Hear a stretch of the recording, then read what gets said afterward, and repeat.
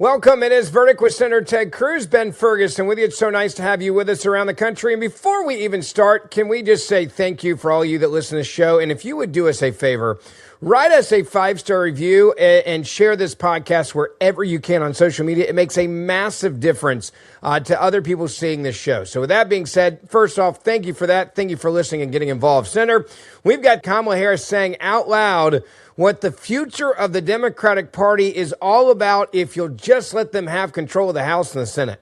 Well, it's Democrats gone wild. If you remember those spring break ads that would feature a bunch of scantily clad young ladies on the beach running around getting into trouble, well, that sadly is the state of the current Democrat Party. They are at Fort Lauderdale. They are chugging beers. They are in a panic. And it really is quite striking. So 6 weeks ago, the Democrats were supreme in their confidence. They knew that they hated Donald J. Trump. They believed the American people were going to rise up in a giant repudiation, a giant roar of Orange Man bad.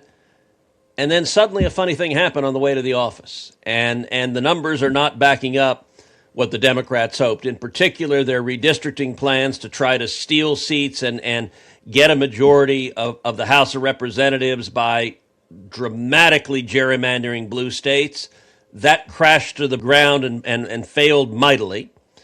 And now what we're seeing is really quite amazing. At the same time in California, they're looking at the very real possibility that a Republican governor will be elected in California. In fact, we could see a scenario where the only two people who make the runoff are both Republicans. That has California Democrats freaking out.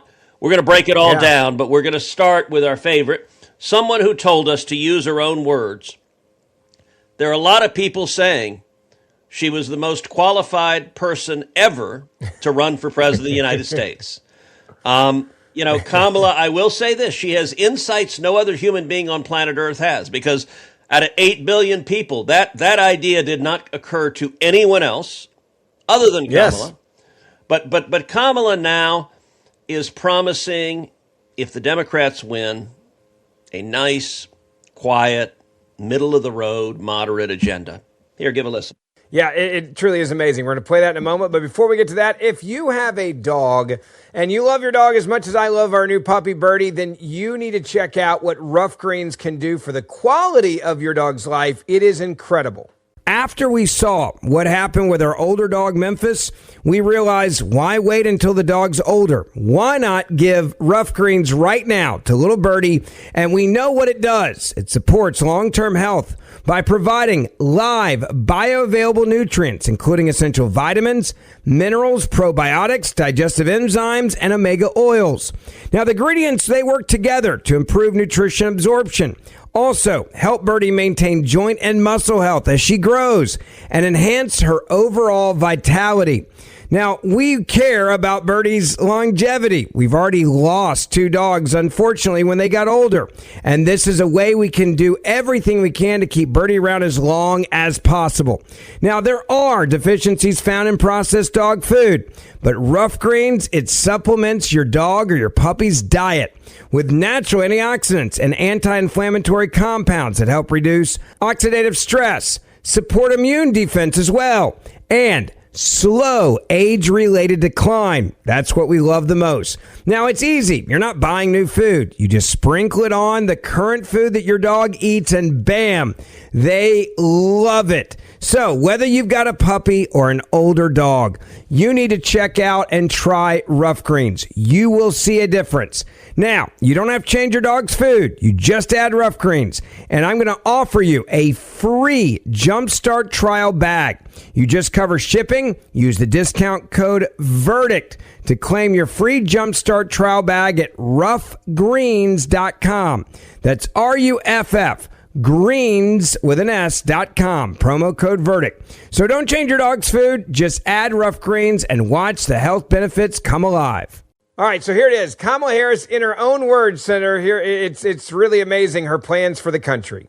Say, look, this is a moment where there are no bad ideas. A no bad idea brainstorm is what I'd like to call it.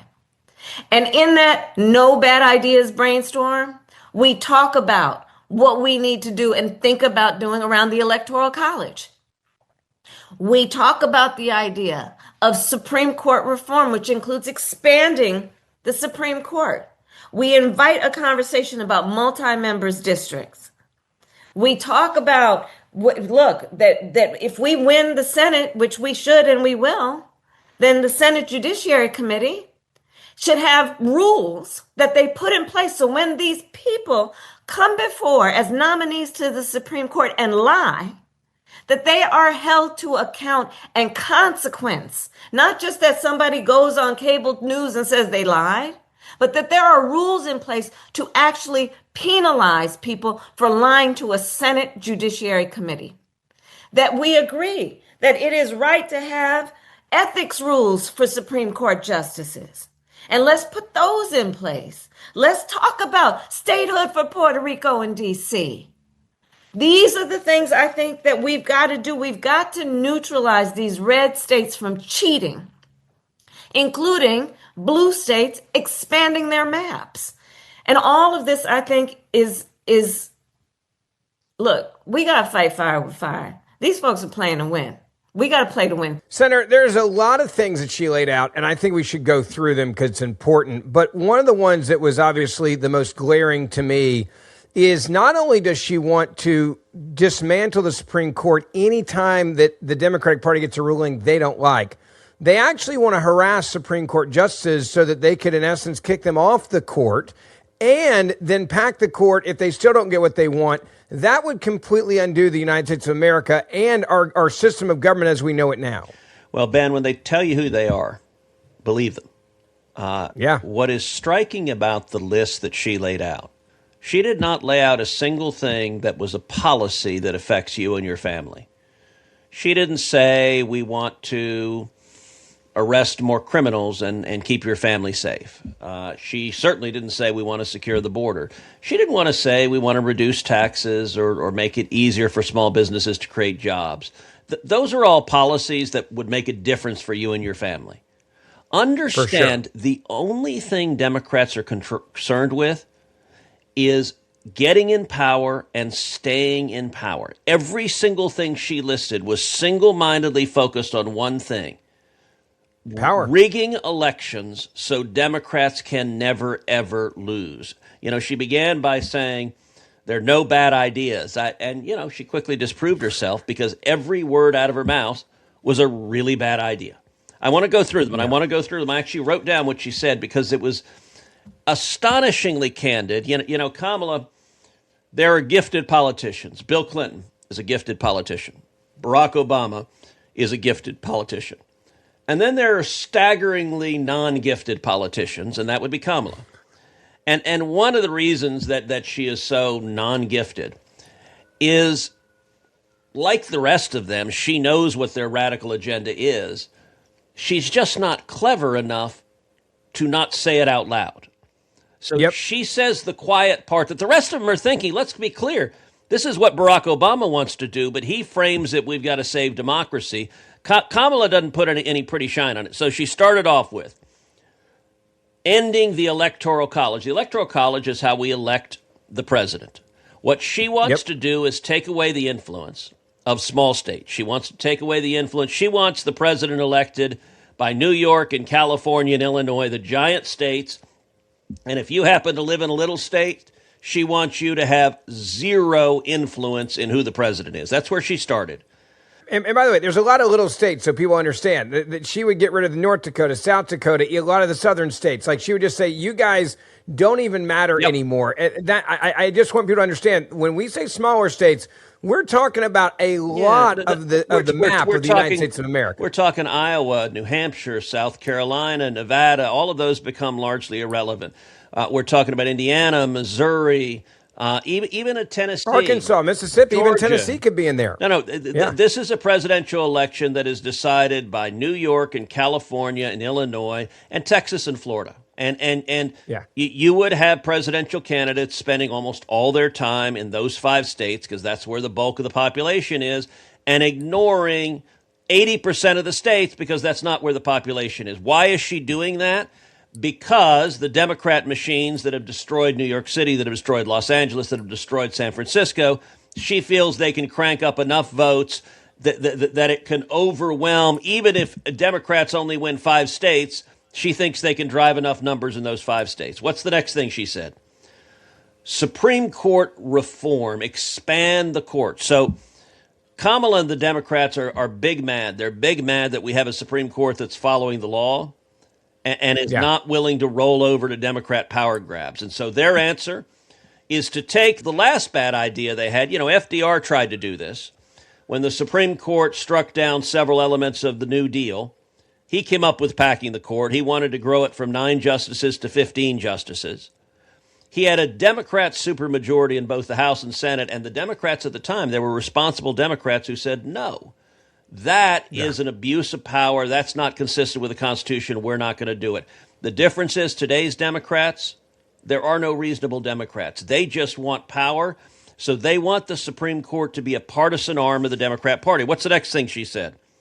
Multi-member districts. Understand, everything she's saying is tearing up the Constitution, and in particular, the constitutional mechanism for democracy, how we elect our leaders. She doesn't want one House member representing one district. Why? Well, because in the last election, the Democrats lost, and in this next election, there's a very real chance the Democrats are going to lose. So she wants to make downtown New York elect a whole bunch of different Democrat members. She wants Los Angeles to elect a whole bunch of different Democrat members. She wants Chicago to elect a whole bunch of different Democrat members. And the whole idea of one man, one vote, the whole idea of a representative representing a district, she is saying scrap the Constitution. That is the central theme. All right, now let's shift to the Judiciary Committee.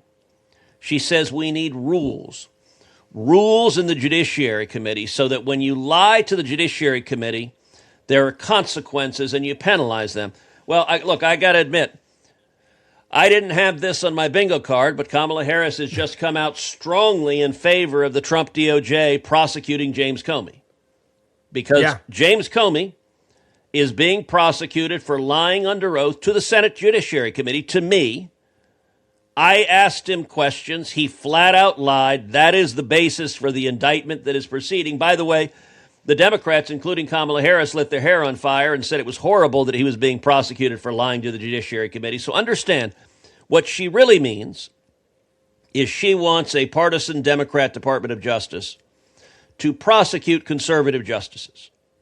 That is what the objective is. Not enough to pack the court. And by the way, that's to intimidate their actual rulings, right? You stay in line, you stay in this lane if you want to stay on the Supreme Court. And if you get outside of that lane, we'll just come after you and destroy you. But by the way, never once has Kamala suggested prosecuting Anthony Fauci, who lied repeatedly before Congress, who denied, understand, Fauci. Great point. The evidence indicates that Fauci paid for the funding for the research at the Wuhan Institute for Virology. That is where they created the COVID virus, in all likelihood, and created it through what's called gain-of-function research, which is taking existing viruses in nature and modifying them to make them more transmissible, to make them more deadly, to make them more targeted towards humans.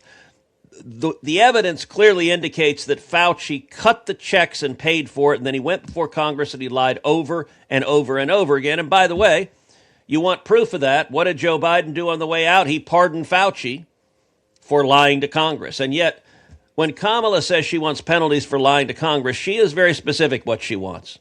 She wants to go after Supreme Court justices she disagrees with. What's next?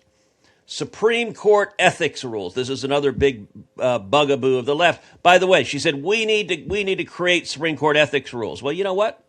We have them. We have had them for a very long time. This is a not very veiled attack at Clarence Thomas.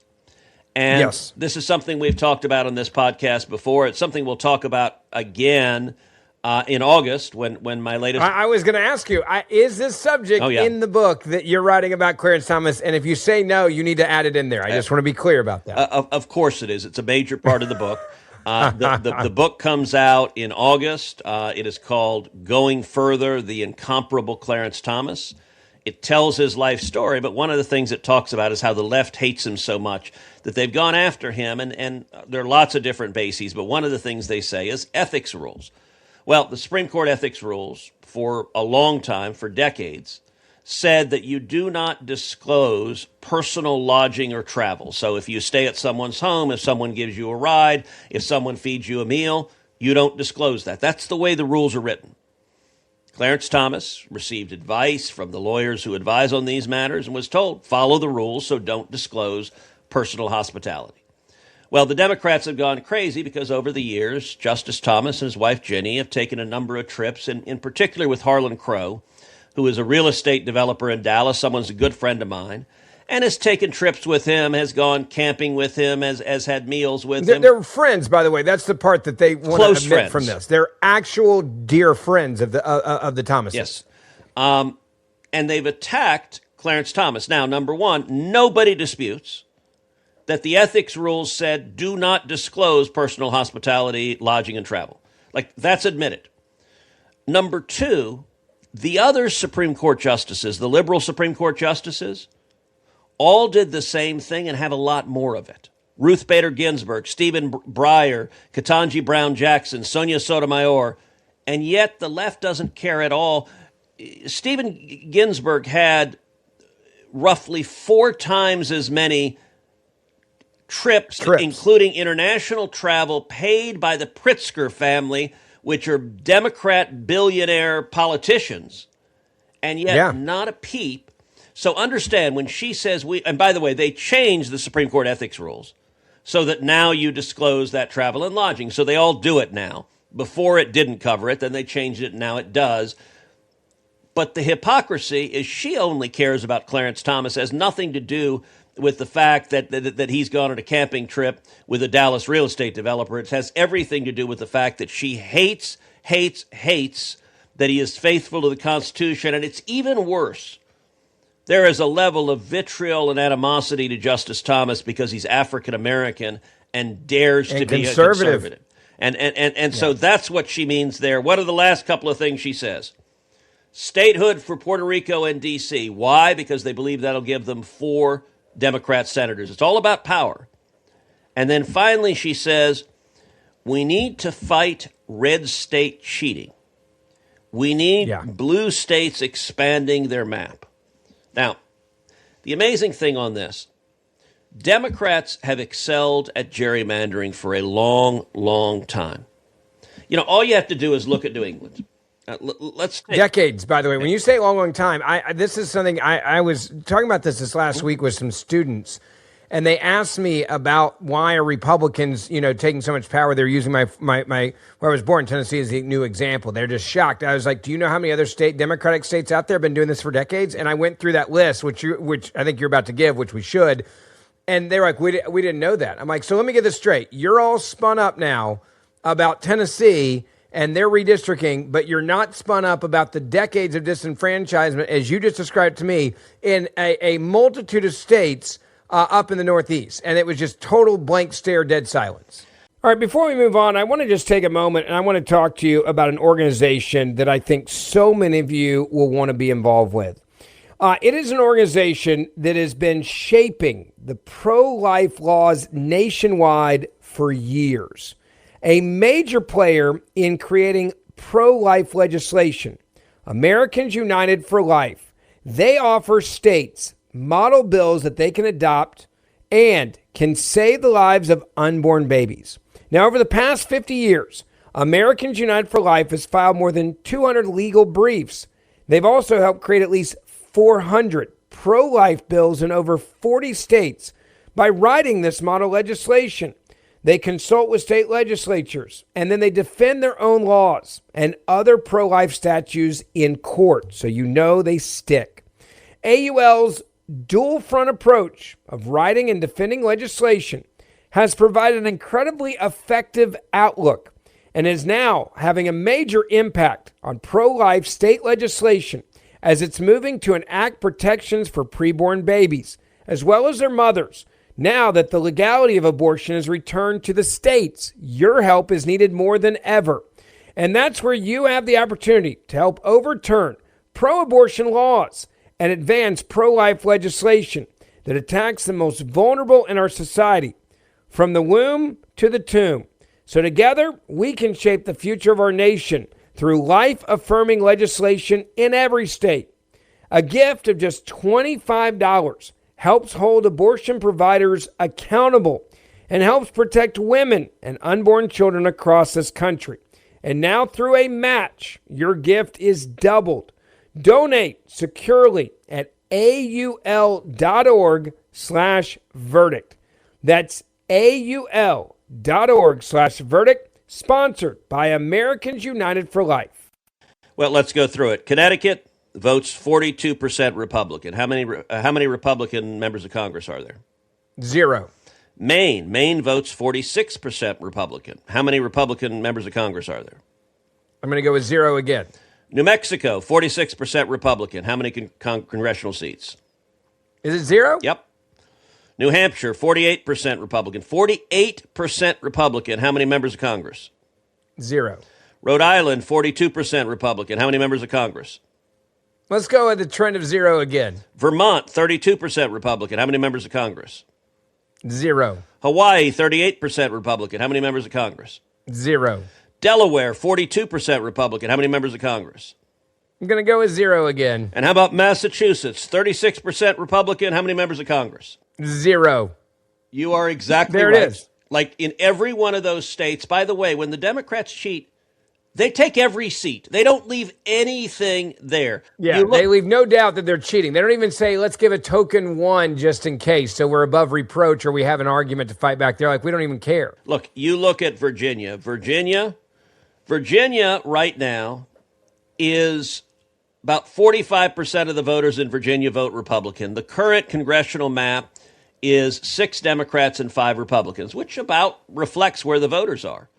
What did Abigail Spanberger and the Democrats do? They redrew the map to make it 10-1. Instead of 6-5, which was a fair and reasonable representation of the state, they wanted 10. If they could have drawn 11-0, they would have. There were just too many Republicans. They had to find one district and pack them all in that one. Now, their plan to gerrymander the living daylights out of Virginia, it ran into a problem.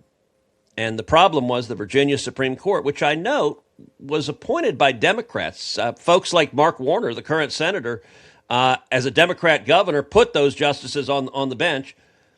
The Virginia Supreme Court struck it down, said, you have violated the Virginia Supreme Court. You've got to go with your current map.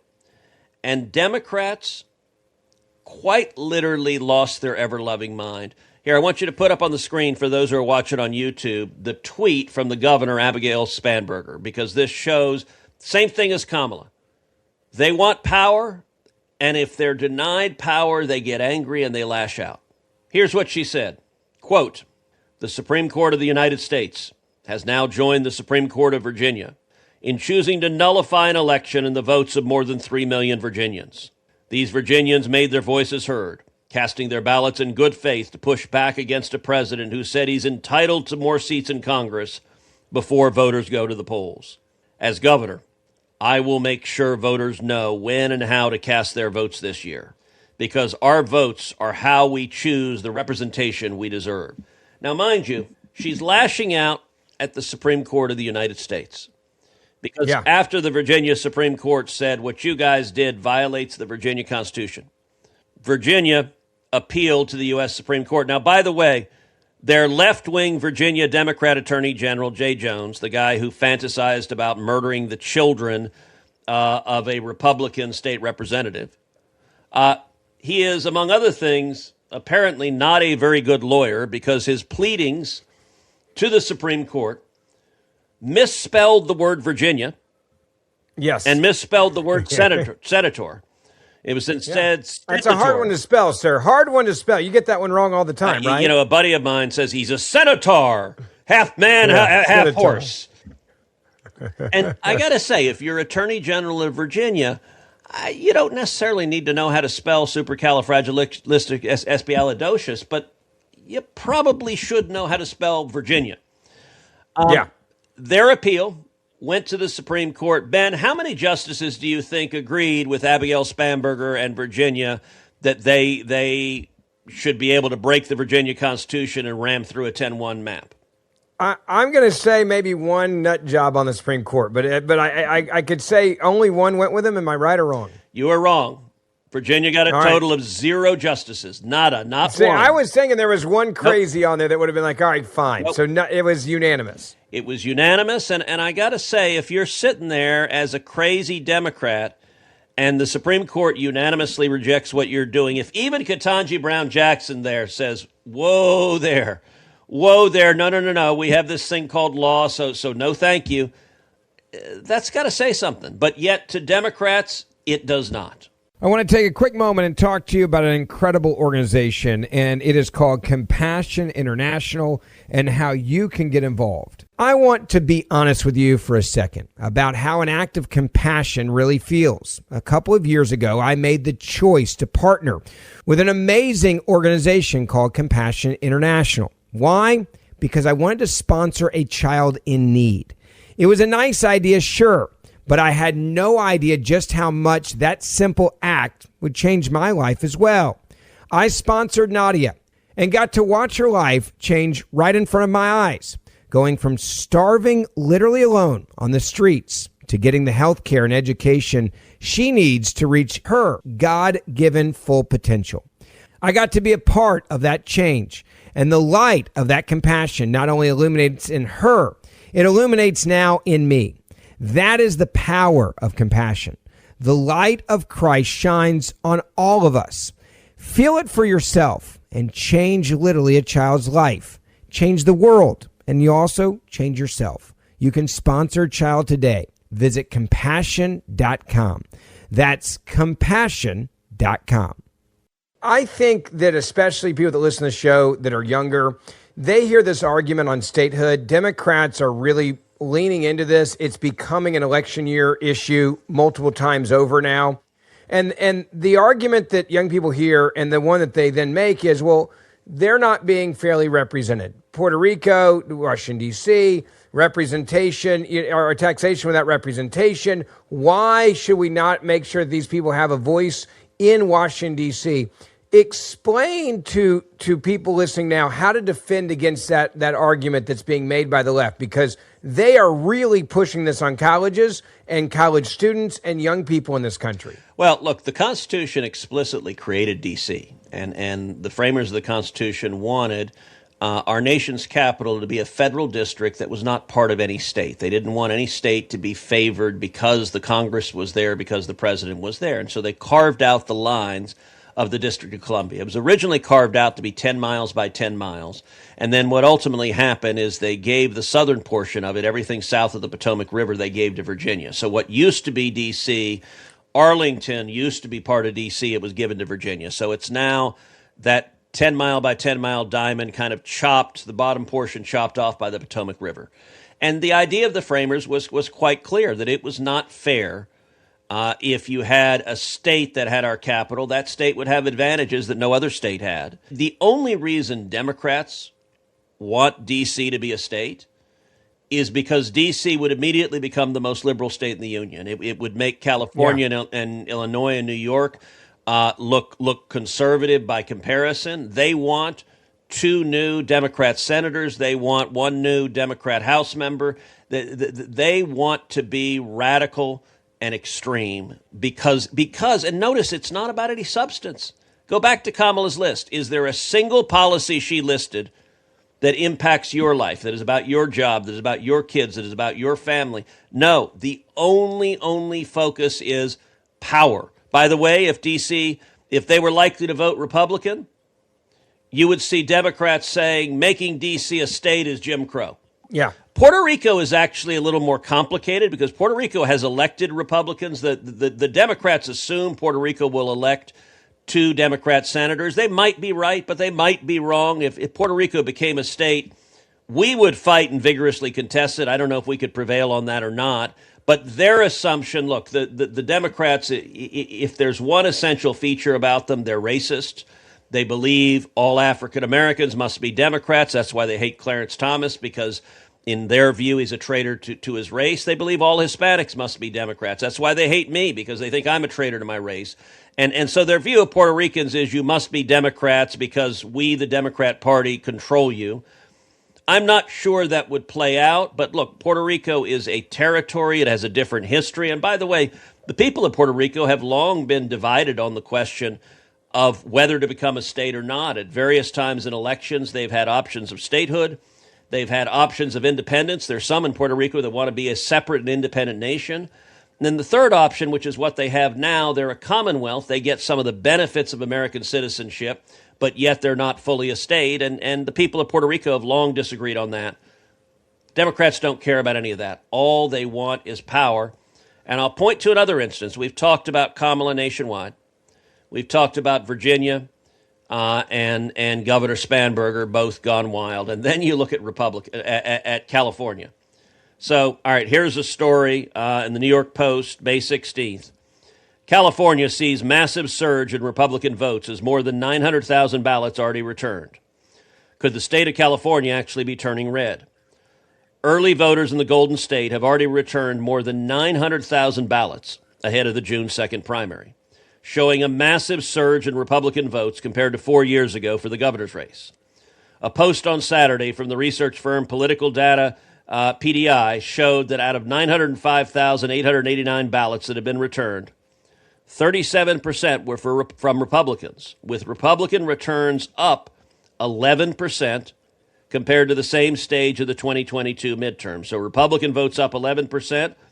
More shocking is the fact that the data showed 41% of Democrats who have returned their ballots, down 13 points from the same moment in the primary election 4 years ago. So Republicans up 11%, Democrats down 13%. Now, we all know, because they tell us incessantly, Democrats are committed to democracy, and they beat their chest when they say it, and they get a little tear in the corner of their eye. It is democracy with a trademark on it. It is capital D democracy. And by democracy, what do they mean? They mean any decision-making apparatus that elects Democrats. That's how they define democracy. If the voters vote for something they don't like, to hell with the voters. The Democrats want what they want. So Gavin Newsom, California has this really weird system of electing governors where you vote for, there are like 60 candidates on the ballot, both Republicans and Democrats. They got rid of a primary.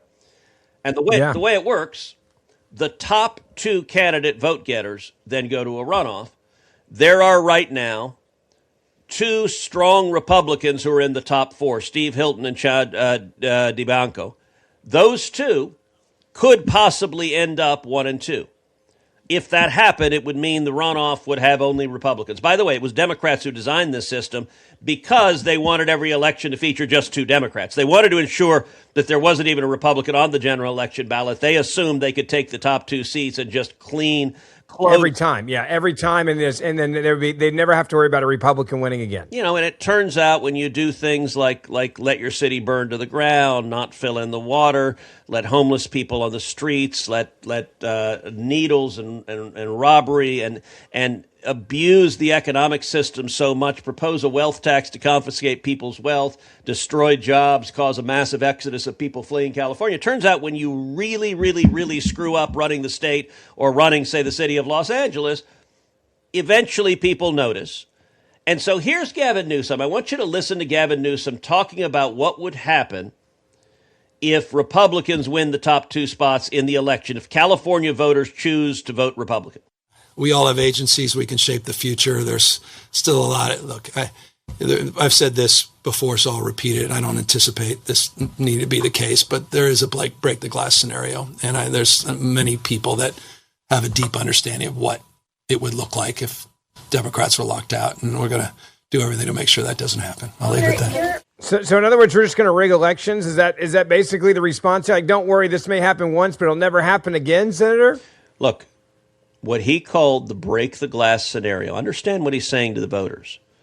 If you pesky voters vote Republican, and if the top two candidates that come into the runoff are both Republicans, he will, quote, break the glass. And I don't know what the heck that means. What, throw one of the Republicans out of the election, cancel the election? I mean, anything he's talking about, Do you know what you just witnessed there? A promise of an insurrection. That is, in fact, what he is doing. I mean, it's a fair way of saying it. You're basically saying, even if you guys decide to go a different way, we won't let you. He said, we have the agencies, we have the power. There are break-the-glass scenarios. If Republicans win, he's literally declaring war on the voters. He's saying, you voters have no say in the state, and if, God forbid, from his perspective, you choose to vote for Republicans, you deny us power, we will use our power to crush the voters. This is Democrats gone wild. And look, Gavin Newsom, Abigail Spanberger, Kamala Harris, they're all doing the same thing. They're freaking out, they're panicking, and they're saying we got to keep changing the rules so that under no circumstances is it possible that we lose.